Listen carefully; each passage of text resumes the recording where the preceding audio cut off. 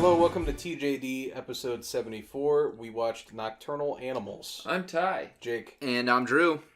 Yes, the 2016 film Nocturnal Animals, starring Jake Gyllenhaal, Amy Adams, Michael Shannon, and directed by Tom Ford? Tom Ford. Okay. Fashion designer. Really? Yeah, he makes his own cologne. I actually have some of his cologne. It's very pleasant. I huff it in a bag. I was gonna say, is there a giant, fat, naked woman on the cover of the cologne? I wish. It attracted you? Smell even more. It's called Nocturnal Animal, actually. Yeah, nocturnal emissions. Yeah. Maybe not. It smells like cum. It is cum. In spray form. I was going to say, you get what you paid for, but I mean, maybe? I mean, you can make it yourself. That's true. We've gone full retard. Does that mean we're going to win an Oscar? No. None of us are Oscar contenders. What about the movie Oscar? With Sylvester Stallone. Fuck you. Did you ever see that movie? Nope. It's awful. I was going to say, am I missing out? Nope. So Nocturnal Animals is a 2016 American neo-noir psychological thriller film. That's a bunch of shit. Whatever. Have fun dissecting it. It's what Wikipedia says. But yeah, directed, written by, and co-produced by Tom Ford, who... I don't know that Tom Ford ever did anything else. I think this might have been like... I think he had done some other stuff. Yeah, he's in that Oh, he did Jay-Z A Single song. Man. A Single Man's actually pretty good. What's that? Well, it's a movie. Oh, okay. We won't get into it. All right. I think it's about a teacher that ends up... Whatever. It's about a teacher. It's in like the 50s. And I saw it and went, that was a film. Okay, what's Nocturnal Animals about? So it's about... Okay, so Amy Adams plays a woman named Susan, who's married to a dickhead named Hutton. Was that his name? Some rich person name where you would immediately hear it and be like, that's not a good person. Hutton, something like that. I don't know. Played by Armie Hammer. Yeah, Hutton Morrow, that's his name. He's rich. He's like a businessman. He's cheating on her. He's an adulteress. Right. And anyways, she gets a book from her ex-husband from like 20 years prior. Yeah. 19. Because she makes that correction. Who is, his name's Edward, and he's played by Jake Gyllenhaal. And he wrote this novel called Nocturnal Animals. And the movie's about Susan and her reading this novel. And the novel is about a guy named Tony that's also played by Jake Gyllenhaal. And he's kind of just the really mellow, kind of meek guy that's going on a road trip across, like, western Texas. Mm-hmm. And he's with his wife, played by Isla Fisher, and his daughter, played by, I don't know. Some unknown actress. But they end up running afoul of a bunch of hoodlums. Or hoodlums. Yeah, a bunch rednecks. of fucking... They're degenerates. Yeah, it's a bunch of scumbags in the middle of the night that run them off the road and kind of fuck with them. And... You then progress through the two stories of the fallout of what's going on in the book after that one fateful night, and Amy Adams' life as she's reading the book and what's going on with her. Right. And flashbacks to, like, their relationship. Mm-hmm. Susan and Edward. It sounds confusing. I don't think it is. No? Okay. On screen, it doesn't portray itself as confusing. I was going to say, I didn't think it was... It's really, like, 3 storylines, but really there is only 2 storylines. Like, I think the book and herself are 2 separate storylines, but you can throw in the past that she keeps reliving as a third one, but it is really about part of her storyline. So. Right. Do we want to talk about it as a whole? Yes, you okay. kind of need to. I don't think we can dance around it. So we have to throw out the disclaimer because this movie is only a year old. Right. That spoilers ahead. And before going any further, if you haven't seen it, would you recommend it? I would recommend it. If you want to try, and this is from me, if you want to see something different that you haven't seen before, it's worth a watch. And if you really are into artsy stuff, not to say this is over the top artsy, it's really not. There are certain parts of it are, like the very first 5 minutes of the stupid film. Yeah, I don't mean the film is stupid. I just meant that part was stupid. But the Michael Shannon book part is amazing to actually watch. So if you can just kind of get through the Amy Adams stuff and just watch the book part, I love that. But I guess I would give this a recommendation. Drew? Yeah, I would definitely check it out. All right. So spoilers. You've been warned. Pro. Hateable villains. Yes. They are genuine bad people that get under your skin and make you fucking angry. Yeah. You know what? I don't know if you're going to agree with me. Amy Adams is a villain. Amy Adams is insufferable. Mm-hmm. That's the movie, man. I see when I told you about it and I got all excited and was like, "There's a turning point." I was talking about the end because the whole movie I was like, "I fucking hate this bitch. I don't care about her and her rich life and that she's unhappy because she threw away a guy that was decent because she's a cunt. That is what it is." Mm-hmm. So she felt she was too good for him. Yeah, and she thought he was weak. And then he came out and she's imagining him in that role. And she's like, where did this come from? You were masculine. You got your nuts back. And she goes back and he blows her off. It's fucking... I was so happy. Because the minute she went to meet him, I said to my brother, if he shows up, this movie's dog shit. I actually said that. And I never would have recommended it to anyone. I would have fucking hated this movie. But when he doesn't show up, I'm like, all right. See, that's where I differ. I didn't want him to show up and then reconcile. I wanted him to show up and be like, so how are you? And then she, lies through her fucking teeth. And he goes, you know what? I'm a nice guy. I can see that you're putting on your fake smile because I can look in your sad eyes like your mom. You're unhappy. And then he just goes, you know what? This is on me. Puts down money or something. Walks out. And because I get his point of not showing up is leading her on. Showing he has the balls of the relationship that it's in his court. And he's like, fuck you. I get that. I just don't empathize with that. If I'm going to set somebody up, I want to be there to enjoy in their misery. I thought it was beautiful how it wasn't even worth his fucking time. Yeah, he doesn't give a fuck. Why bother going and give her the satisfaction of getting her hopes up a little when he shows up? Where you can just not even fucking go. Because that's how it shows her how little you give a shit. It's like the most beautiful fuck you. I loved it. And see, I'm opposite. I would rather him have kind of rubbed it in and been like, yeah, you fucked up. So well, the book was kind of a way of doing that. He dedicated it to her. Yeah, and he's like, look how far of a writer I've become. Yeah, But at the same time, it could have been partly because of her help. I mean, he did write it, I guess,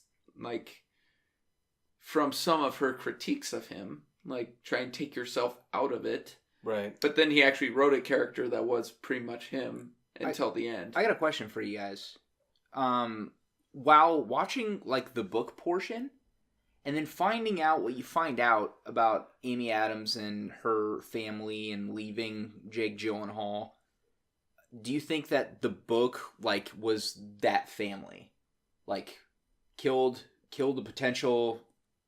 Basically, Amy Adams died, and Their child. Their child, yeah, their unborn child. Do you think that was like a metaphor? Yeah, could have been. I hadn't really thought about it. Sorry, I worded that terribly.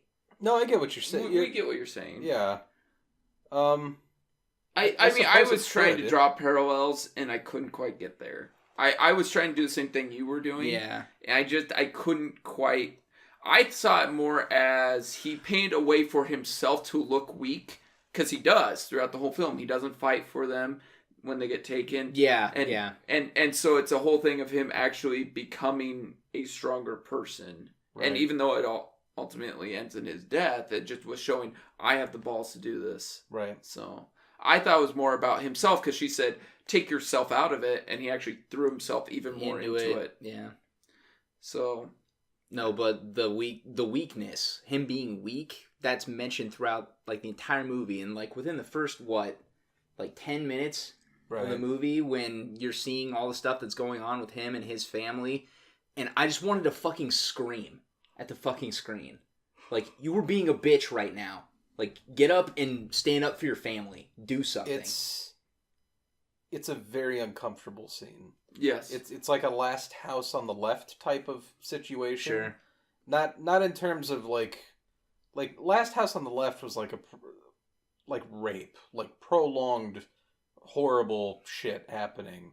But this is the same kind of powerless feeling, which I think is what it was going for. Mm-hmm. Like, because he's emasculated. Like, that's the whole thrust of this book he wrote, is watch me become a man, basically.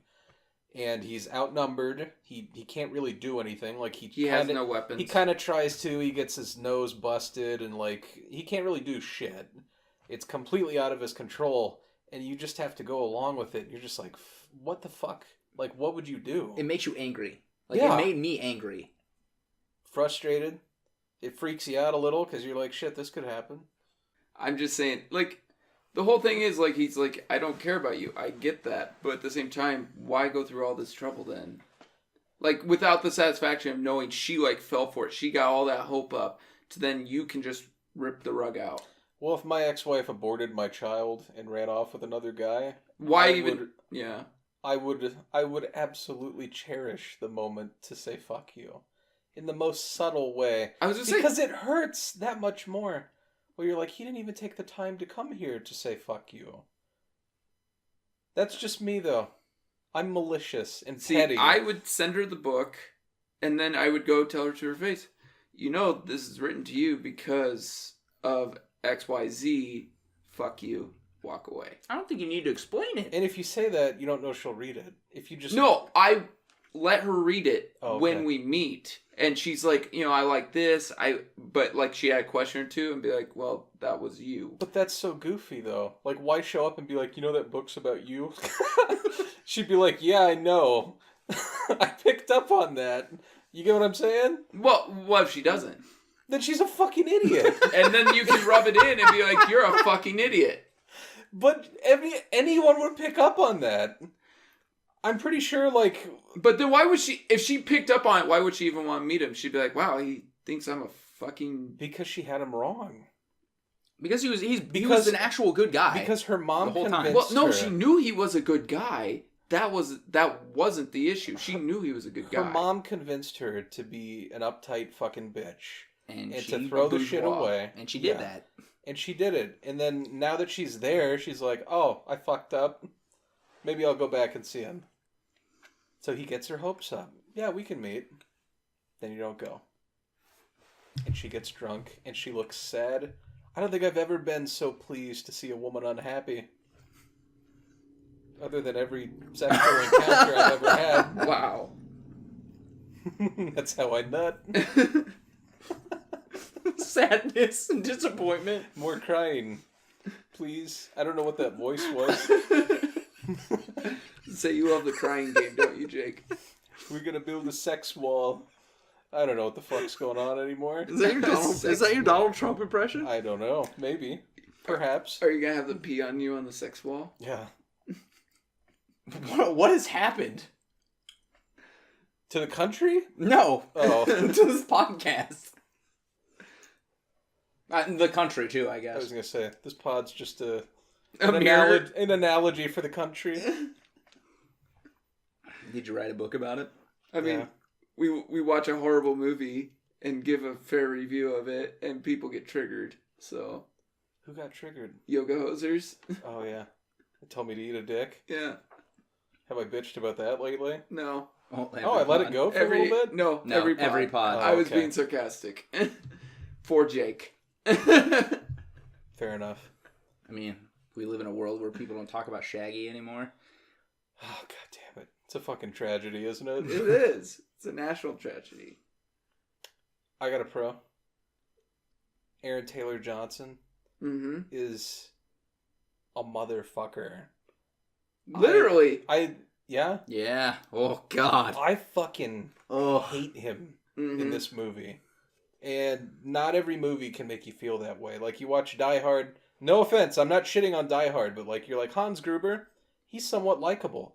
This motherfucker is not likable at all.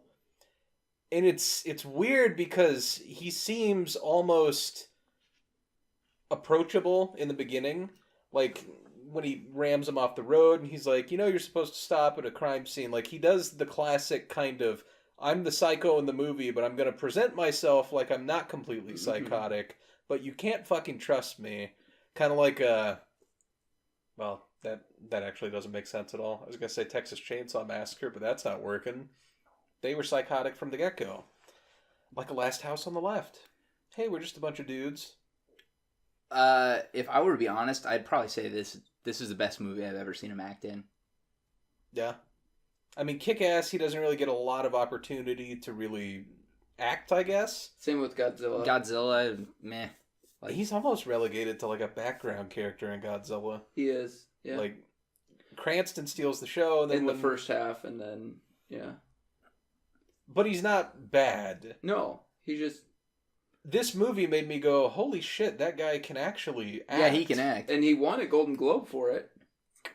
For this movie? Yeah. Really? It was weird. He won the Golden Globe for Best Supporting Actor, but he wasn't nominated for an Academy Award. But Michael Shannon was, but not nominated for the Golden Globe. So it's like... Yeah.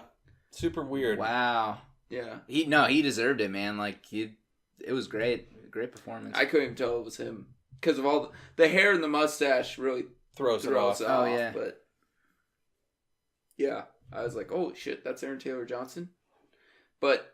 Fun fact, he gets shot in this film like he does as Quicksilver in Age of Ultron. IMDb. These nuts?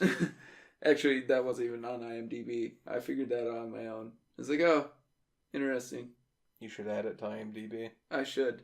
How many upvotes will I get? I don't know. I'll say like 0 out of 3 people find this interesting. Yeah. And then they'll tell you to eat a dick. Like anything I've ever submitted to IMDb. Have you submitted something to IMDb? I think I tried to once. And they're like, you have no proof of this? I'm like, whatever. Michael Shannon. Pro. Out the ass pro. Super likable. Mm-hmm. Super believable. Like, the motherfucker is a chameleon. He's there. And you're like, okay. Like, you recognize him, but you're like, what is he doing now? God damn it, he's doing it well. Yeah. I just love his no-nonsense bullshit, like, attitude. He doesn't give a fuck. He doesn't give two fucks. He just like, I'm just gonna help you. Yeah. And fuck the world. Because they're fucking me over. I love when he's like, I have cancer. It's, what is it? Metastasized, or however you And Gyllenhaal goes, but you're smoking. And he goes, that's how that works. But you smoke every day. Michael Shannon is magnetic in this role. He takes over any scene he's in, really. Mm-hmm. I just like it. He's like, all right, this is where you called in, drive backwards down the highway, and then they just walk. Right. Yeah. No bullshit. Mm-hmm. But you do get that nice scene where Gyllenhaal insists on asking, like, do you have a family? Like, what is your deal? Like, we've never talked about it. Because that's the other thing I kind of like about the movie is it isn't like a weekend-long adventure. Like, Gyllenhaal goes on and does shit. Yeah, like, it's like a year later. Right, and, like, cases are getting thrown out, and, like, it's a long, drawn-out process, which makes it that much more believable that he's, like, getting more and more pissed. So by the end of it, he's just fucking screaming out in the desert and shit, and you're like, yeah. Actually, you're kind of like, how the fuck did it take you this long? I would have gone ape shit the day it happened, but... Because he looked sad, but he wasn't, like, freaking the fuck out. I kind of thought, I had, in the very far back of my mind, the twist was he went insane and killed his own family. I thought that for a while, too.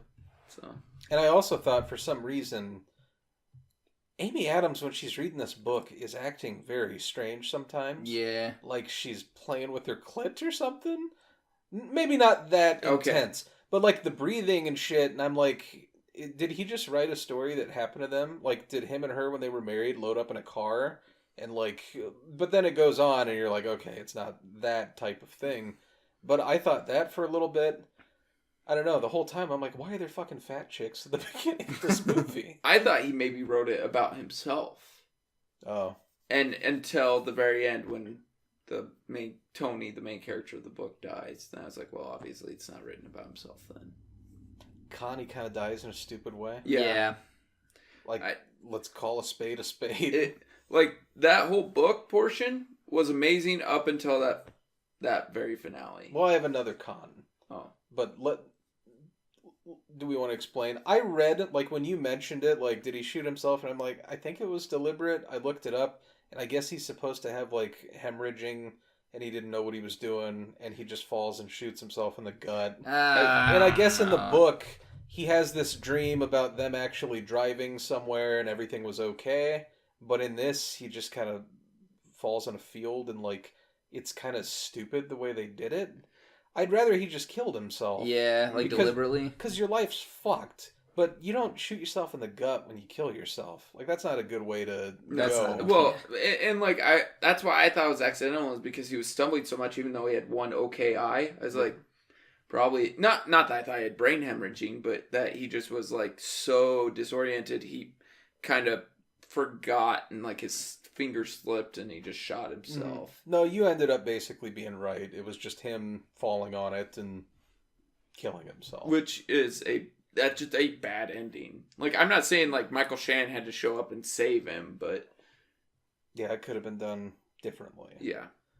The other con I have is when they have Lou and the other guy in there, he takes the handcuffs off of him to have him shoot him. And you're like, why the fuck are you taking the handcuffs off? Hancock. Yeah. Bad guys. Jesus Christ. You don't... I don't know. Maybe so he didn't feel like he was just putting down a caged animal. But they are. Yeah. That's the thing. Like, there's not... When you're in West Texas in a trailer and you're about to kill people that murdered your family, I don't give a fuck about honor. Like, no shooting a man in the back. I'll fucking shoot you 9 times in the back. You killed my family. You raped my family. I'll stab you to death with toothpicks. That'd be impressive. It'd be extensive. Be there all night. I would relish it, though. I feel like I've said relish a lot. Probably just hungry. You would mayonnaise it. Huh? You would mayonnaise it. Mayonnaise it? Or I could take like an iron and just burn all their skin off. Ooh. But you know what? They'd have no wrinkles. They probably would. I feel like I wouldn't do a good job smoothing skin out. Hey, smooth skin. That was creepy. What was that? We could just throw this pod in the trash. Con? A lot of, like... Ass? Well, some of the ass is nice. But, I was more going for, like, just some loose end... Like, they're loose ends with Amy Adams' story. Like, her husband, you know he's cheating. Right. And she even suspects it, but she doesn't have a for sure. She just hears that madam.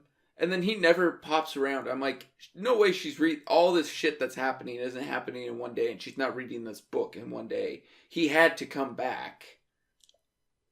I assume for some reason it was a weekend, because she was like reading it during the day, but she did go to work. Yeah.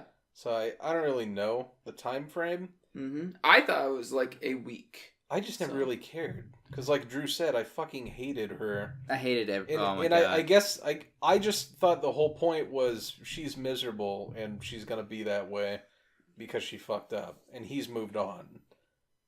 So I was kind of like, that's all I needed. And then, yeah, her daughter, like, why even have that scene? it was fucking worthless. All you pretty much get to see her daughter's ass, and that's it. And Pro? well, I guess. But it's just like, oh, hey mom, it's Sunday morning. I'm still sleeping. Well, I think the reason was to show that she was like disturbed by what she was reading. Well, I get because of what happens to the daughter in the book. I understand that. I get the correlation. Right.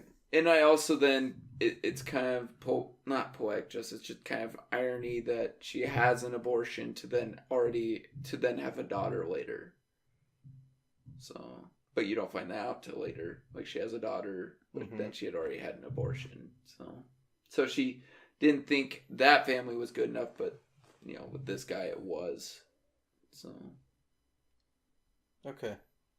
I didn't think it was worthless. But I agree, why'd she have to be naked? Yeah. I mean, I'm not complaining, but... Just, and it probably goes on longer than it needs to. Could Yeah. have just been, she sends a text and a girl looks at a phone and... Yeah, but... And it was kind of weird because they were, like, lying on top of the bed. No sheets, no nothing. Just, oh, we're naked lying on top of the bed. You don't do that? No, not usually. That's me. True? Do you do that? No. Do you? I live in a dumpster, Oh. but I do that. How do you have a well in a dumpster? Classing up the joint. Yeah. Yeah. It's one of those, like, immovable dumpsters, so he just dug into the, What kind of dumpster was it? I couldn't even name a dumpster. It's like Oscar's trash can in Sesame Street.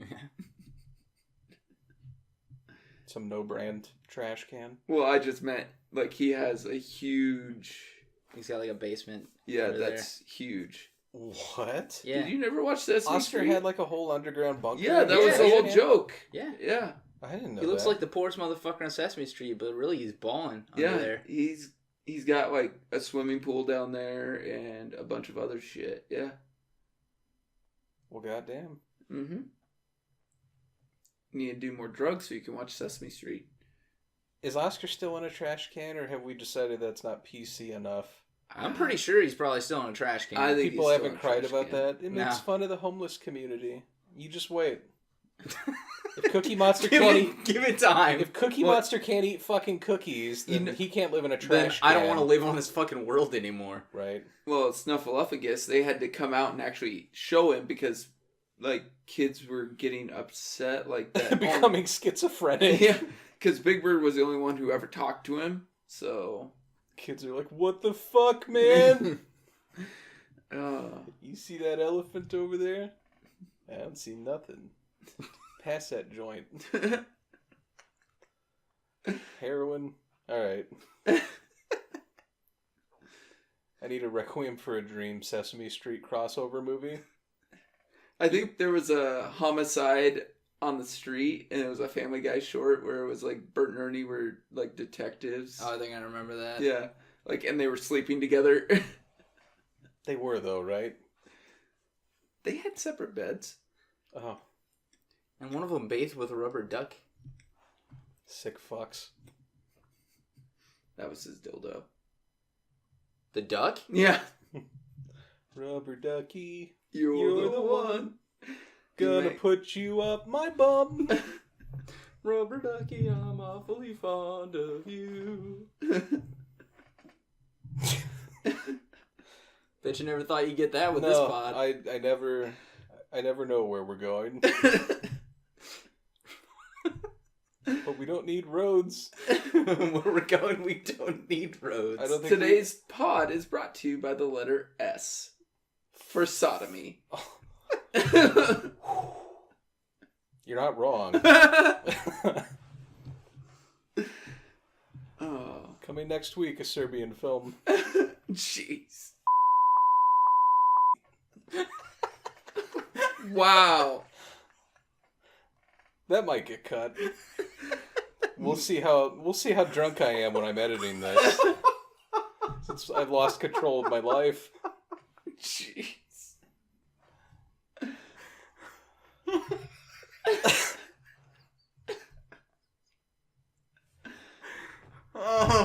I'm fucking dead.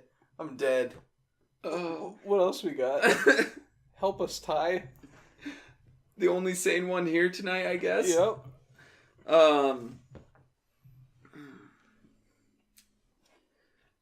Con, there wasn't more with the West Texas story.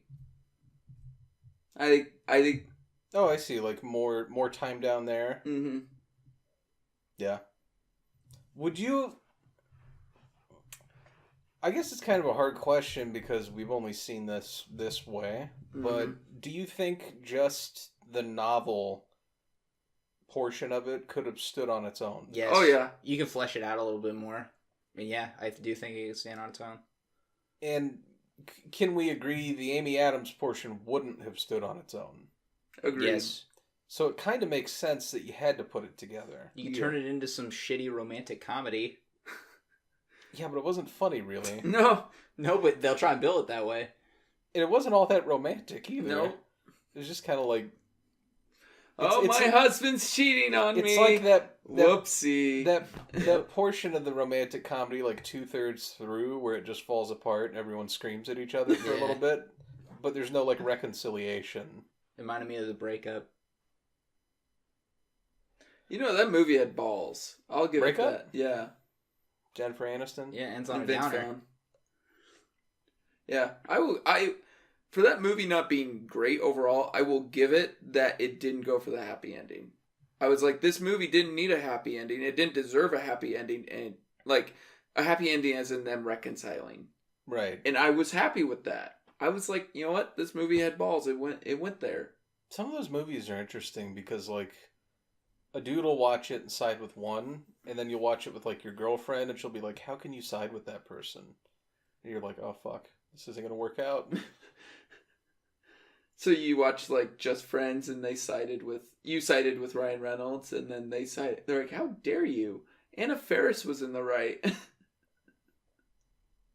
No, Because she was crazy as shit. oh yeah, women are crazy.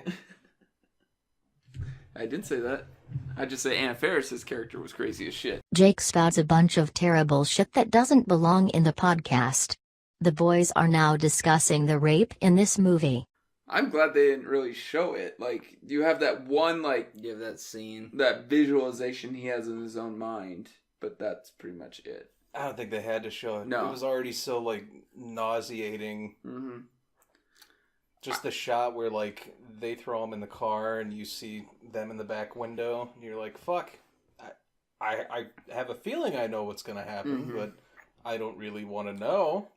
Okay, we kind of had this argument during the film, and I know how Drew feels about it, where he hated that Gyllenhaal couldn't fight back or didn't fight back, but it was 3-on-1.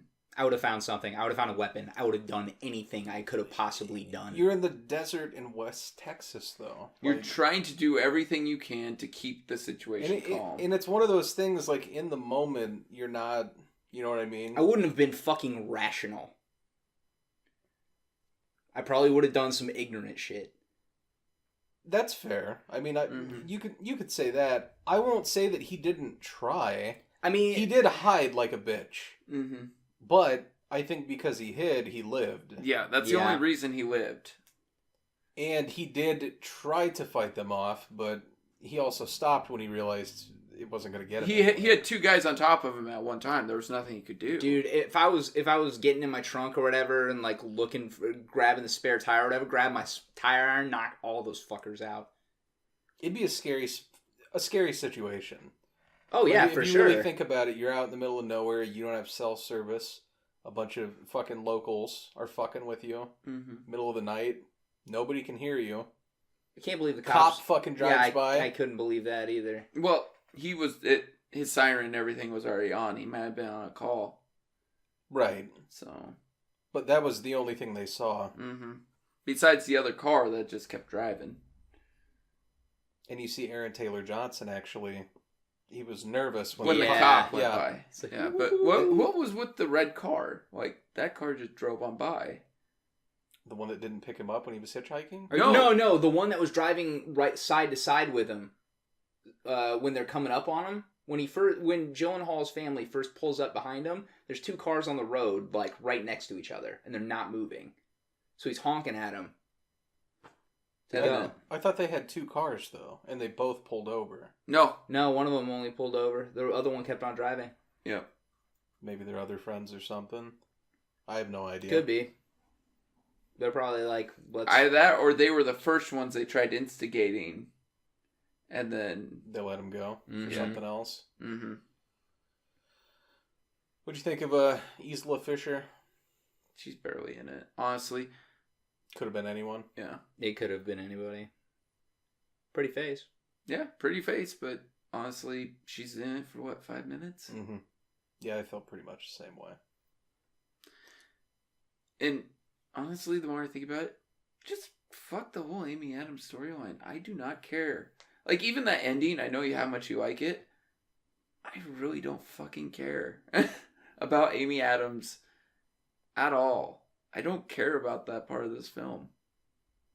It could be something Tom Ford enjoys, personally. I mean, if you think about it, I believe he's a gay man, like a fashion designer. Like, it doesn't seem like something I would have expected from him. And, like, I mean, I'm not gay, but I could understand that if you were, you would still want to identify as a man. Mm-hmm. Sometimes. Yeah. You know what I mean? Like, I think there's different types of gay people. I don't really know. I'm talking out my ass here. Not trying to be offensive. Just no, I agree. Like, the stereotypical thought of a gay man, or what used to be a stereotypical thought, is they aren't strong. They're emasculated. Real feminine. Yes. And that's not always the case. Right. And this movie is kind of not that at all. Mm-mm. Like, he's perceived as weak, but it's about, I'm a man. So I don't know, that could have been really important to him. It could have been why he decided, this book from 1993, I want to adapt it, because he's only done one other thing, and it had nothing to do with this, really. So, I don't know. I can understand. And I agree, I think the book itself would work as its own thing without all the Amy Adams shit, but the Amy Adams shit wouldn't have worked at all without that book. And some people might not think it works. Well, what was the name of the original book? Tony and Susan? Or Susan and Tony? I could not tell you. I think it's, just their first names. I'll even go as far to call it as a pro. I like the name. Like, I like the name of the movie. Oh, Nocturnal Animals? Yeah. Which, it makes sense, because the guys who overrun them... Yeah. Yeah. They work at night. Yeah. And they're animals, so... And that's what... Susan? Yeah, that's what she used to be called. That was his nickname for her? Yeah. Oh, I didn't hear that. Yeah. It's probably during one of those Amy Adams scenes that you didn't like. Was that like when they were at dinner in New York? I think she was with her friend or something like that. Wasn't she? Maybe. Oh, she was with her coworker. That's what it was. In the office? Yeah, in the office. Yep. The one with the teeth? Because she was telling her that he wrote this book or whatever, and she was reading it, and that's what it was called. I must have missed that. The bigger, like, not bigger girl, the African American woman. Mm-hmm. Okay. She was taller, so sorry. Do we want to do scenes? Sure. Yeah. All right, Jake, you go first. It's that ending, man. You got this fucking justice hate boner thing. I don't know, the whole movie you're like, I hate Amy Adams, what a fucking bitch. And the payoff is so good because, like, I don't know, the first time watching it, I'm like, oh, is he gonna show up? Oh, he's running behind. She got that hot dress on with some cleavage going on. I'm like, yeah. And she took off her wedding ring. Mm-hmm. She was about to ride the pony. And he more or less just says, fuck yourself. And I'm like, yeah, that's pretty badass. I don't know. It's kind of stupid, but it's one of the few moments in a movie that really kind of turns me around on a lot of the movie as a whole. and I was just pleasantly surprised by it. Mm-hmm. I'd probably say I really liked Aaron Taylor Johnson in this, and I wanted to pick a scene where he was in it. I'd probably say where Gyllenhaal comes through after he escapes from Michael Shannon and Gyllenhaal, and he finds him in that shed, and he's sitting on the bed, and he's tells him to stand up, and he's explain yourself. I want to know what happened to my daughter. I want to know what happened to my wife. I want to know what they said. Like, tell me. I know you fucking did it. Like, tell me. And just Aaron Taylor Johnson's whole interaction with him. I don't know. He's so believable. Like, he's so electric there. And he's like, just, you know, are you gonna kill me? Like, you're so weak. Like, you can't even kill anything. Just kill me. Kill me now. Like, do it. I remember your wife. I remember fucking your wife. Mm-hmm. That whole thing, dude. Like, he's so good. So, I'm going to go, because I'm kind of opposite with you with your scene. So, actually, I'm going to do 2 bad scenes, but they find them very relatable. And one is the flashback scene talking to her mother. Mm-hmm. It's just a horrible scene. I can't even tell it was Laura Linney that she was talking to because of all the fucking makeup they put on her. Right. Her fucking accent was It was horrendous. It was horrendous. It was awful. Whatever, like, the stupid fucking bullshit. Like, I know I get they're setting it up for what is going to happen to the relationship. He's not what you should marry. He's not, you know, this bourgeois bullshit you called me on. You're going to want it. And then she doesn't even really want it. And then to also relate that to the meeting room that they're having. Like, after she sees the baby camera thing, they're sitting in that office meeting and talking about if they should fire this person or not. And it's just a bunch of stupid bullshit again. And she's like, maybe you shouldn't change some things. Right. And just like... It's a little too on the nose sometimes. I'm just like, this is just worthless. It was overdone, artsy bullshit. Right. And I'm sorry, but that's just me. I just was like, these are 2 terrible scenes that really didn't need to be in this film. Like, I could understand at least putting the mother-daughter thing in there. I get that, because she's, like, looking back at her past. But the other thing didn't need to be in there. And, like, I get he's trying to make her relatable, I guess, by saying maybe she realized her errors. Mm-hmm. But if you're not going to have the payoff of her actually reconciling, then what's it fucking matter that she changes? She's still the same piece of shit person. Right. Well, I'd agree with both of those as not being very good, because her work is a joke. Like, it is. The art shit on the wall is ridiculous. Her coworker looks like she's wearing a fucking parachute jumpsuit, some fucking retarded Lady Gaga shit that makes no sense whatsoever. It's just like fashion, quote unquote, whatever. It's art. Yeah, art. But I get it's kind of trying to, like... I think it's trying to push the audience along to be like, isn't this a bunch of bullshit? Aren't these all a bunch of yuppie fuckers? Right, look how caught up she is in all this stupid, goofy shit That that's she doesn't going even on. care about. That she doesn't even like. But it's too over the top, I think. You could have done it more subtle, I think. Like American Psycho, actually. Did a really good job of, like, he's really taking care of himself and he dresses really nice, but he doesn't do it to such a crazy, unbelievable extent. Like, I'm sure there are places that are kind of like that, which is kind of sad, but it's so, like I said, it's too on the nose. Like, it's like, I get what you're trying to do right now, but you're doing it too hard. Mm-hmm. So I agree with you. Watch My Baby on a Phone.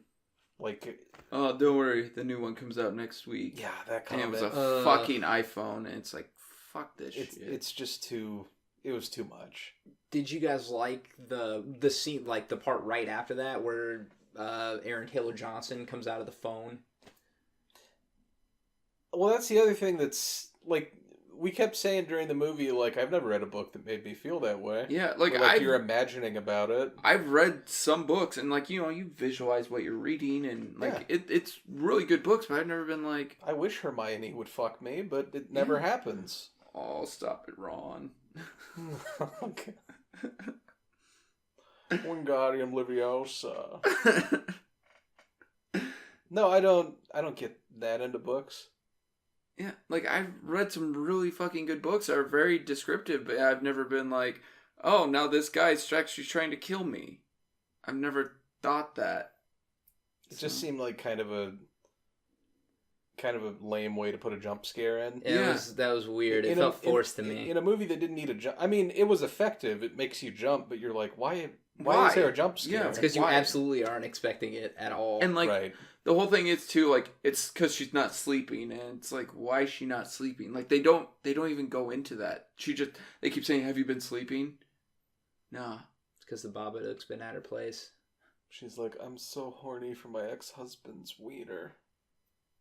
But he's not a man. But even she wasn't sleeping before she even was hungry for his wiener. Hungry for wiener? His wiener. Oh. They never talk about it. They're just like, oh, you aren't sleeping? No, you aren't sleeping. Why does it fucking matter if she's sleeping or not? You're not going to do anything about it. You just keep saying, oh, she's not sleeping. Okay. What, she have some sort of fucking, like, psychosis or something? Like, I don't get it. Like, why even keep bringing it up? Now you will go to sleep, or I will put you to sleep. What, like that one fucking woman who's married to a gay man, like, knowingly married to a gay man. She's like, we're best friends. I know I'm the only woman in his life. It's like, what the fuck? They love each other. They're friends. I could see that in Hollywood. Yeah, absolutely. But then she's like, have you seen my... What kind of friend does she have? Like, it was like a fortune teller, psychosis. Oh, psycho... Psychopharmacology. Yeah. What the fuck is that? It's fucking new age jargon. Yuppie new age crap. That's what I'm saying. Sometimes it just went too far with, like, oh, look how caught up in the lifestyle I am. Like, they could have done it way more subtle, and I think it would have been a better movie for it, but there's just outright dumb shit sometimes. Yeah. And it's more, in my opinion, it's more than sometimes. It's to an annoying amount. But that's me. No, it's completely understandable. I could absolutely agree with anyone who hates it and anyone that enjoys it. Like, it's just one of those that I could honestly see it go either way. I didn't understand either, like, what, like, she had that art exhibit with the 4 bigger ladies dancing around and all their American stuff, and, well, actually dancing around nothing, but, like, there was some American theme to it, it seemed. And then they're all just laying on a stage. Like, were they dead? Were they... Well, she says in the movie that she isn't creative. So, more or less, as the movie goes on, you're like, oh, it's all bullshit. Mm-hmm. Which is why you're like, why do I care about this character? Like, it's... From a storytelling perspective, it's bizarre as fuck. Like, how this movie goes. Because, like, literally the character that you think it's gonna be the most about is one of the most garbage people in the movie. Yeah. I wasn't really expecting that going in. It's fucking weird. It threw me off. Like I said, I hated it. I loved the book. Like, I kept saying with my brother when we watched it, I'm like, the book should be the movie. And it would keep snapping back to Amy Adams, and I'm like, I don't care. But I would listen anyway. What sucks is I like Amy Adams. Like, she was great in Arrival. She's awesome in the Muppets movie. She has fucking range. Right. But this film with her, I think it's just a wasted potential. I don't think she was bad. I think the character was bad. Yeah, well, she's that's her. She's like a one-track pony. Like, right. I think she played it fine. It's just that character is not a great character. If that makes sense. No, I get it. She's like, she worked with what was given to her. Yeah. Right. The scope is just so limited, like... And that's just how the story was supposed to go. Like, okay, I'm going to play this uptight, kind of cunty person, and I guess she did it. It works. She looks pretty hot with some dark lipstick. Mm-hmm. Was doing it for me. Yeah. Hell yeah. She had a Hell lot- yeah. She had a lot of, thank you, Nick Cage. I was wondering if anyone... Did we win? Yeah. Hell yeah. We need our most viewed episode? We need Ghost Rider 3. No, we don't. We need one. Only if Christopher Walken can be Ghost Rider. I got a fever. Because it's hot. What? Because he's on fire? Alright. Impressions. Yeah. That's the best I got. Oh, I just wish you had. Let me hear your walk. Yeah, I do a don't walk want in to- I time. don't You want do to better. Stop judging. No, your I got a fever was fine. I'm making fun of like what you followed it up with, like because I'm on fire. It's like I wish you had thought of something more clever. Well, that's what everyone says about me. Oh, you're more clever. They wished I was more Oh. clever. What about cleaver? Cleaver? Yeah, more cleaver. No one wishes for more cleaver. I wouldn't use a cleaver. Am I a monster? Just let him starve to death. Jeez. The fighters eat each other. Only one will survive. Got some Hunger Games bullshit going on, don't you? Right? In the well? The well games. When I look down and there's one and he goes, I'm the winner. And I'm like, what did you win? You ate your sister. You're really winning. Then you shoot him in the head. Wow. I'm gonna go into some other information for this. So it was budgeted at $22.5 million, and it made 30.7. It has a 74% on Rotten Tomatoes and a 73% user. It has a 67 on Metacritic and 7.5 on IMDb. 7.5 on IMDb is pretty good. Mm-hmm. Didn't do well in the box office, though. Not as well as they hoped. I don't even remember seeing advertising for this. I remember seeing it and thinking it'd be a lot sexier than it was. I got it confused with Nightcrawler. I mean, understandable. It is Jake Gyllenhaal, and they start with Ed. It's true. That's what I thought it was Nightcrawler. And then Jake's like, nope, different movie. Oh, my bad. I think Nightcrawler's probably a better movie. How so? Really? It's false advertising. Like, I came to go see Oh, for fuck's Nightcrawler. sake. Where's Kurt Wagner? Where is he? It's fucking Thai jokes, These nerdy Thai jokes. right? That was a nerdy joke. Stupid fucking X-Men. You're so proud. You Oh, loved that- it. You think Actually, I love the Nightcrawler could X-Men. stand on his own with his own movie? I would watch the shit out of that movie. Really? I would watch it too, but it would be tough. I don't know if he's You got would- I don't know if he's got the villains to do it. Yeah, you would really have to do some setting up. Like, I know they postponed that Gambit film because they're doing some rewrites. Oh, is that still happening? Yeah, Channing Oh. Tatum still said it is. They're just doing some rewrites. They're still banking on that, huh? Mm-hmm. Remember when Taylor Kitsch was Gambit God, for like 10 seconds? that guy. Just, He's Poison. he is.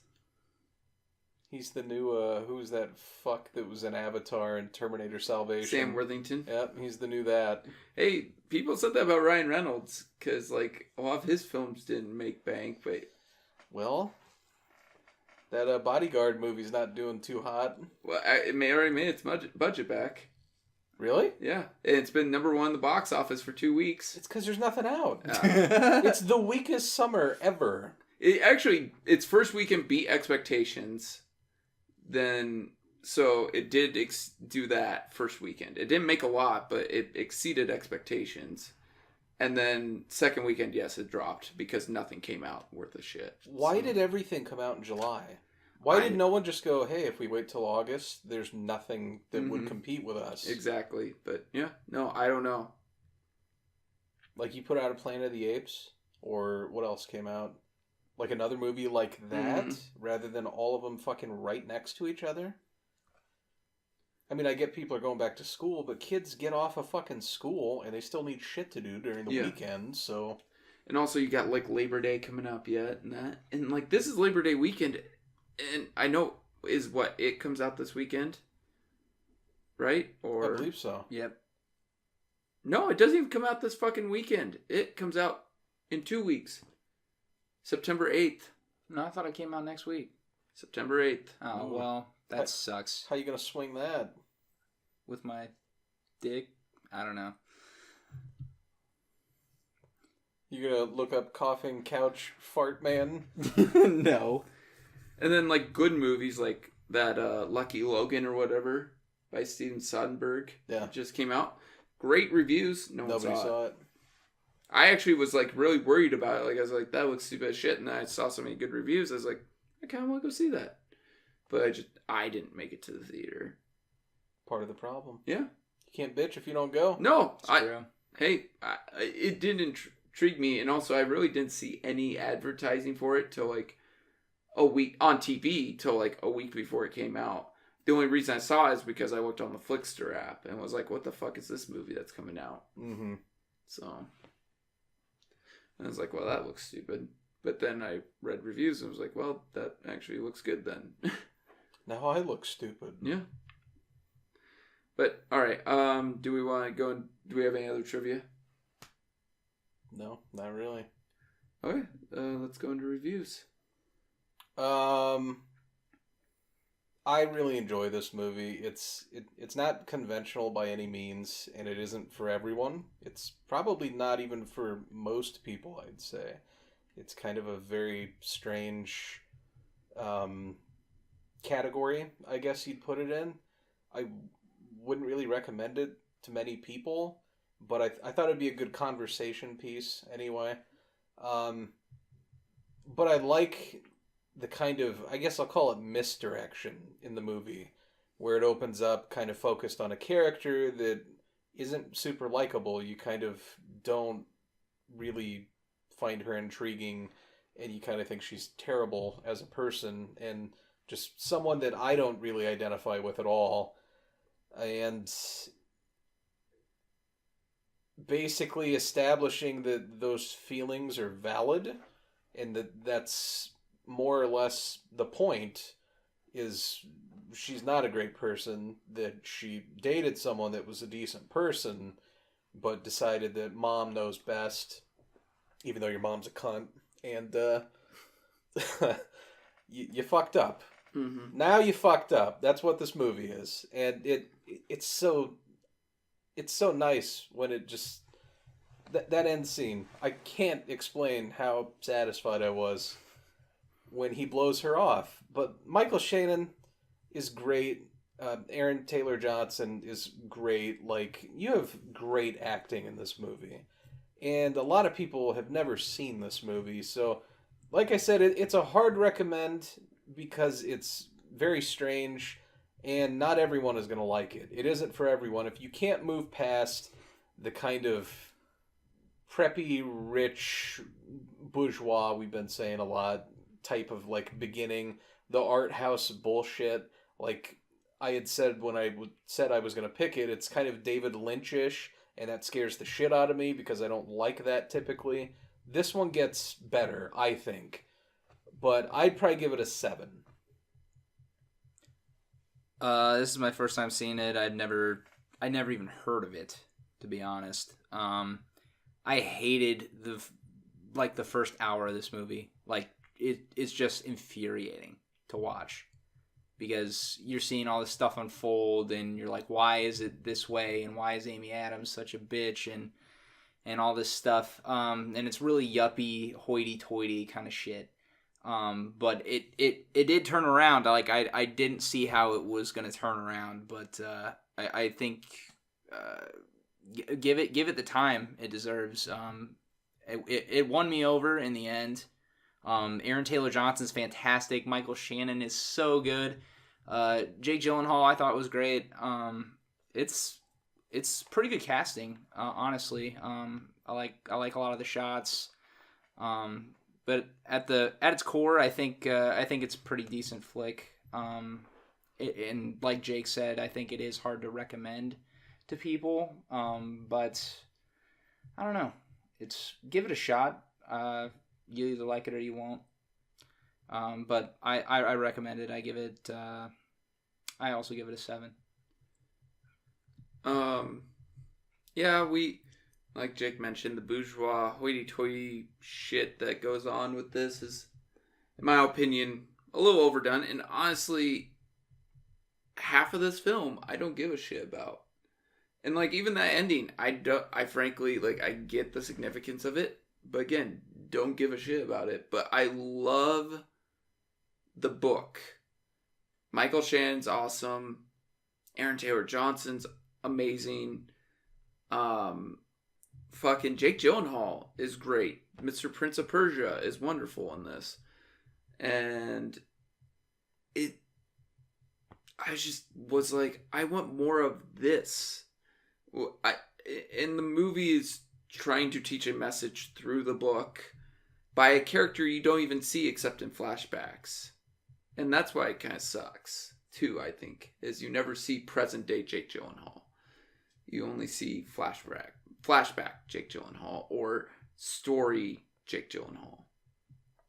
But, and like you guys said, it's a hard recommend because a lot of people may not like that art house crap that takes up half of this film, but they would love the No Country for Old Men or Hell or High Water or whatever you want kind of call it to.